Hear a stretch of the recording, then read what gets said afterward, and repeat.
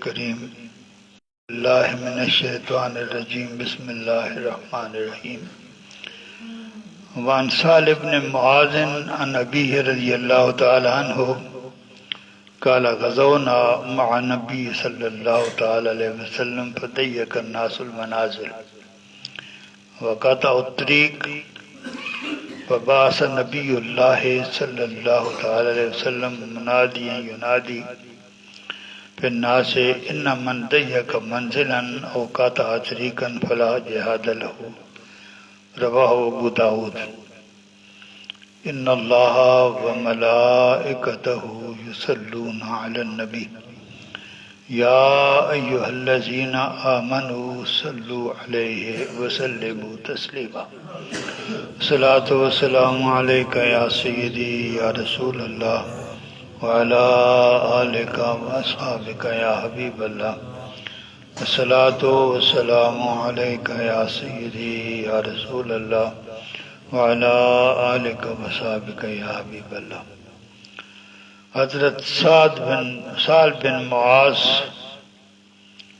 اپنے والد ماجد حضرت معاذ رضی اللہ تعالی عنہ سے روایت کرتے ہیں، فرماتے ہیں ہم نے حضور صلی اللہ تعالی وسلم کی معیت میں جہاد کیا۔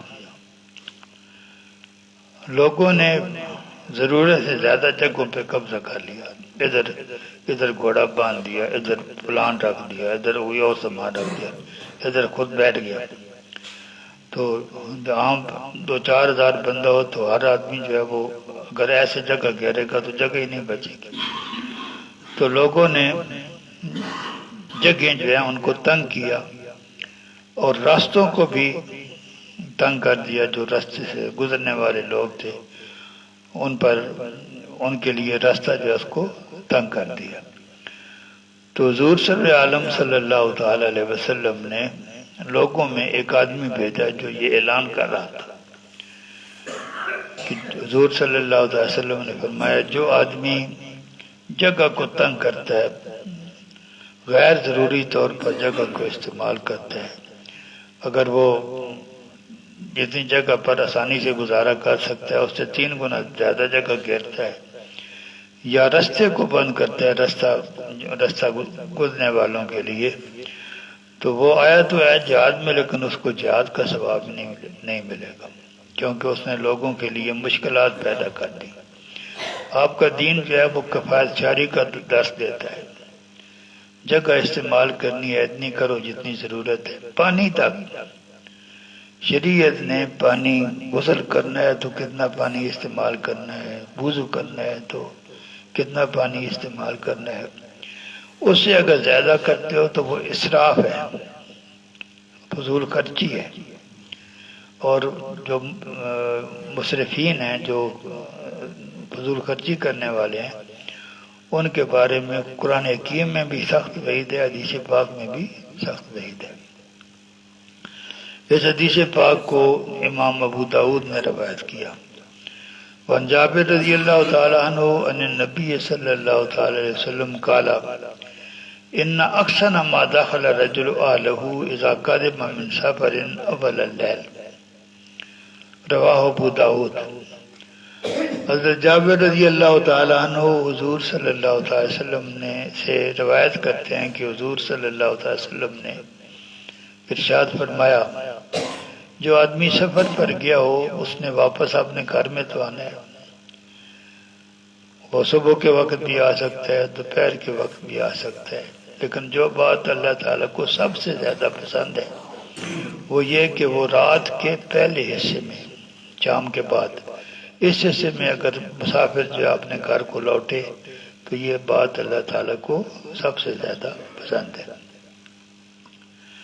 عن ابی قتادہ رضی اللہ تعالی عنہ قال کان رسول اللہ صلی اللہ تعالی وسلم اذا کان فی سفر فعرس بلیل استجع علی یمینہ واذا عرس قبیل الصبح نصب ذراعہ ووضع راسہ علی کفہ رواہ مسلم۔ حضرت قتادہ رضی اللہ تعالی عنہ سے مروی ہے کہ حضور صلی اللہ تعالی وسلم جب سفر میں ہوتے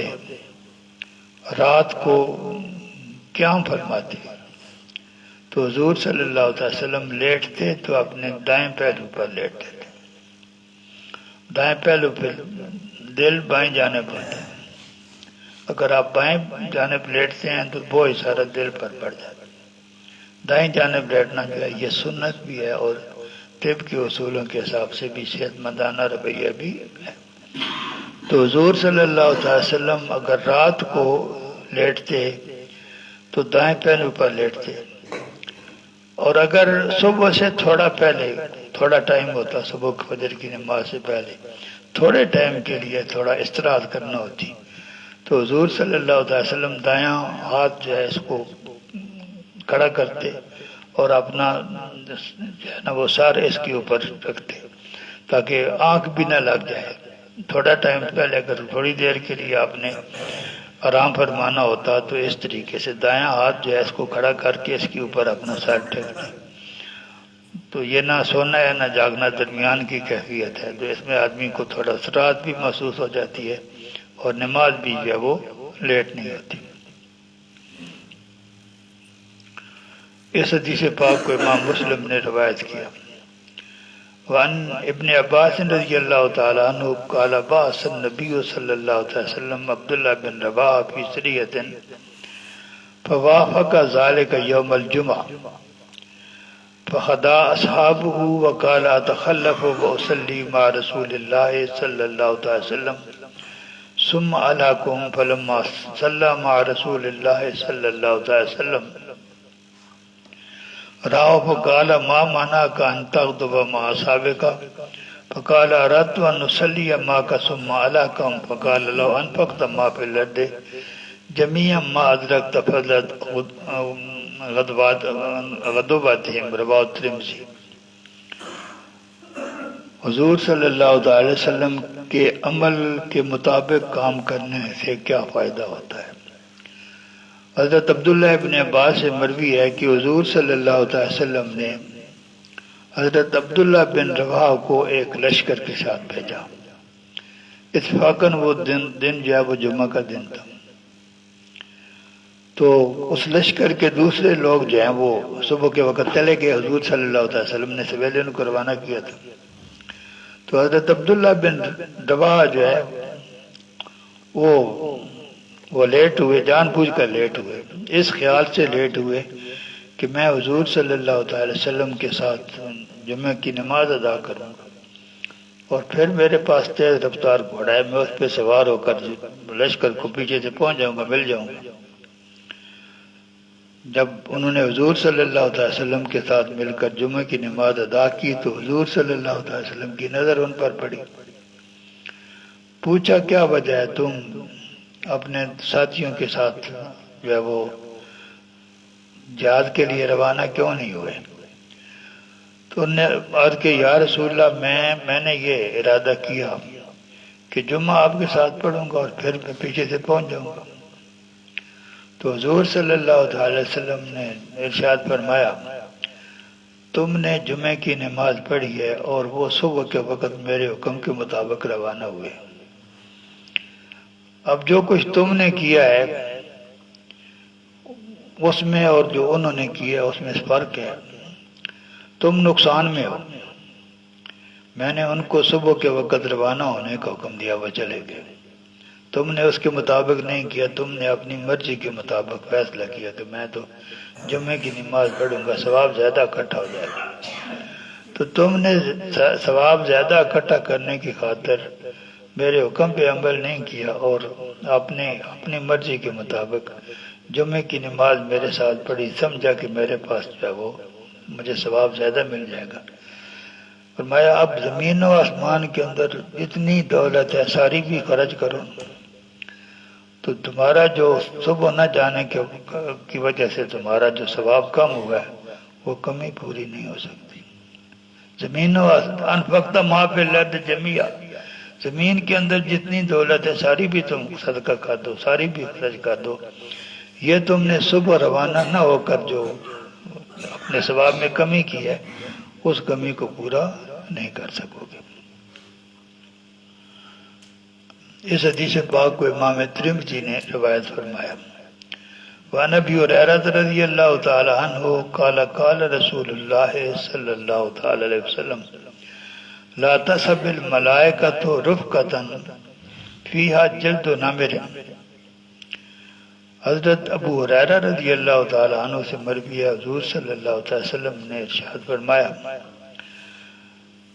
ایسا انسانوں کا گروہ جن کے اندر کسی صورت میں بھی چیتے کی کھال ہو۔ لوگ مختلف جانوروں کی کھالوں کو طباغت کے بعد مختلف طریقوں سے استعمال کرتے ہیں، تو چیتے جو ہے اس کا رنگ خوبصورت ہوتا ہے، لوگ اسی شکل میں اس کو بھی استعمال کرتے ہیں۔ فرمایا جس گروہ میں وہ چیتے کی کوئی کھال ہو کسی صورت میں بھی ہو، اس کے ساتھ اللہ تعالیٰ کے فرشتے اس گروہ کے ساتھ سفر نہیں کرتے۔ فرشتے آپ کے ساتھ اللہ تعالیٰ نے لگائے ہوتے ہیں، آپ کی حفاظت بھی کرتے ہیں، آپ کے معاملات کی نگہداشت بھی کرتے ہیں۔ فرمایا ایسا گروہ جس کے اندر چیتے، خصوصی طور پر چیتے کی کھال جو ہے اس کا ذکر ہے، تو چیتے کی کھال کی کوئی چیز بھی موجود ہوگی، فرشتے اللہ تعالیٰ کی رحمت کے فرشتے اس کے ساتھ نہیں چلتے۔ وعن سہل بن سعد رضی اللہ تعالی عنہ قال قال رسول اللہ صلی اللہ تعالی وسلم سید القوم فی السفر خادمہم فمن سبقہم بخدمت لم یسبقوہ بعمل الا شہدہ، رواه البیہقی فی شعب الایمان۔ حضرت سہل بن سعد رضی اللہ تعالی عنہ فرماتے ہیں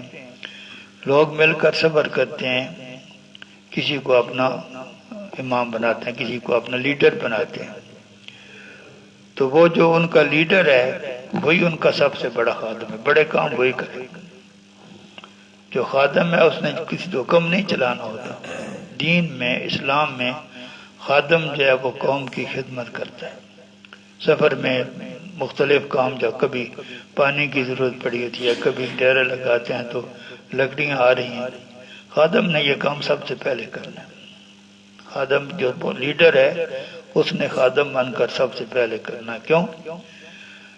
خدمت کا جتنا ثواب ہے اتنا آپ کو کوئی اور ثواب نہیں ملتا۔ آگے فرمایا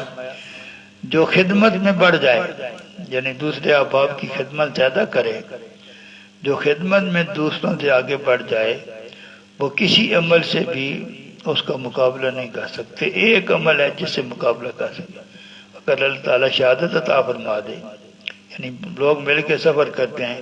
کچھ لوگ جو ہیں وہ آرام پر کرتے ہیں، کوئی کام نہیں کرتے، کچھ خدمت کرتے ہیں، وہ جو خدمت کرنے والے وہ آگے نکل گئے۔ اب یہ جو آگے نکل گئے ہیں یا وہ اس کا مقابلہ کیسے کرتے؟ ایک ہی صورت ہے کہ یہ جو جنہوں نے کام نہیں کیا، خدمت نہیں کی، یہ اگر شہید ہو جائیں تو یہ شہادت کی وجہ سے ان کا مقابلہ کر سکتے ہیں، اور کوئی عمل نہیں ہے جس سے خدمت کرنے والوں کا، اسلام میں خدمت کرنے والوں کا، اسلام میں خدمت کرنے والوں کا سب سے بڑا مقام ہے۔ اب اگر آپ اندازہ لگائیں نا، دنیا میں ہمارے جو ادھر ادھر لوگ رہتے ہیں، دو قسم کے لوگ، ایک لوگ وہ ہیں جو کچھ بھی نہیں کرتے،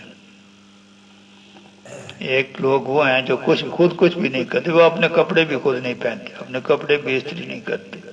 جوتے بھی کوئی ان کو پہناتا ہے۔ اور ایک طرف وہ لوگ ہیں جن کو ہم گھٹیا نگاہ سے دیکھتے ہیں، وہ سارے کام کرتے ہیں، صفائیاں وہ کرتے ہیں، فصلیں وہ اگاتے ہیں، فروٹ وہ اگاتے ہیں، سارے ان کی محنت کھاتے ہیں۔ یہی لوگ جو ہیں ان کا مقام بلاتے ہیں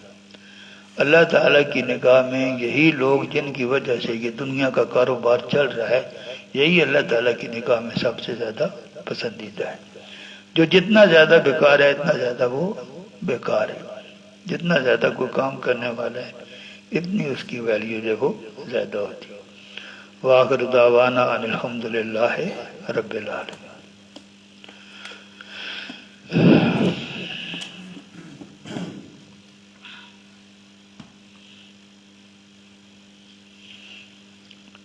نماز استسقاء کا جو طریقہ، امام قبلہ کی طرف منہ کر کے کھڑا ہو، ہاتھ اٹھائے،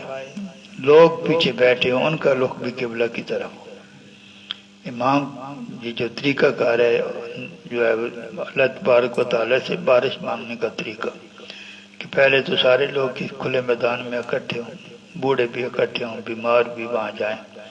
جانوروں کو بھی سب کو لے کر جائیں، صدقہ کر کے جائیں، اور ایسی حالت بنا کر جائیں کہ دیکھنے والوں کو پتہ چلے کہ یہ بیچارے جو ہے نا وہ سخت ضرورت مند ہیں، سخت حاجت مند ہیں، اس کا اظہار کرتے ہوئے جائیں، اور وہاں جا کر لوگ صفوں میں بیٹھ جائیں، امام جو ہے وہ قبلہ کی طرف منہ کر کے ہاتھ کھڑا کر کے جو ہے وہ دعا مانگے، لوگوں کے چہرے رخ جو ہے وہ بھی قبلہ کی طرف ہوں، اور امام صاحب دعا مانگ رہے ہوں، اور جو مقتدی ہیں اس پر آمین کہہ رہے ہوں۔ یہ دعا کے الفاظ ہیں: اللہ مسکنا غیثم مغیثا بریئم مریا غدقن طبقا عاجلن مجللن سخن طبقن دائمن وما اشبہ سرن و جارا۔ یہ بارش کے جو مختلف فوائد ہیں، بارش جو ہے وہ کثرت سے ہو، ساری زمین کو ڈھانپ لے، اس کے منافع جو انسان سے اس کو جو نفع پہنچتا ہے وہ کبھی ختم ہونے والا نہ ہو، تو یہ الفاظ جو ہیں ان کے سب کے یہ معنی ہے: اللہ مسکنا غیثم مغیثا بریئم مریا غدقن طبقا عاجلا غیر عاجل،